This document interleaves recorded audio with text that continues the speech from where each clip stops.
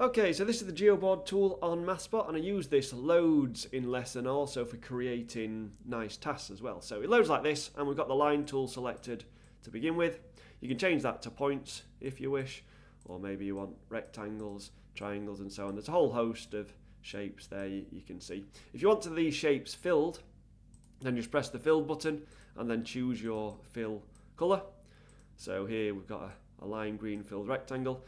These colours here are the outlines of the shape. So here we've got like a blue outline, or the line colour itself.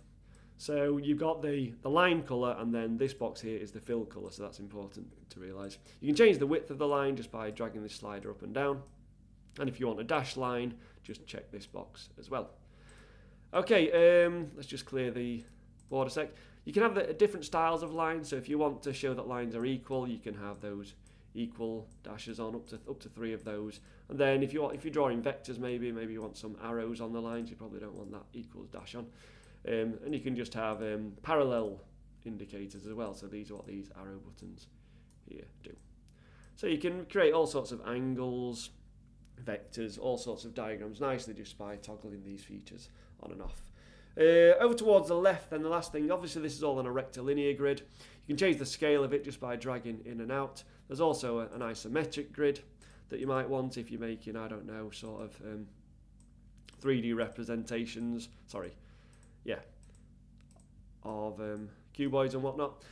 And then finally there's a circular, so this is like a pin geoboard. It starts with 12 pins on, and you can draw shapes, maybe do your circle theorem work on this or something like that, or maybe some trigonometry unit circle work as well. The final thing I've not mentioned then is pegs on and grid on. So you can have just pegs, so it is like a geoboard, or you can have the grid on, or you can have them, if you wish, you can have them both on or both off if you want, if you just want to draw kind of like freestyle shapes.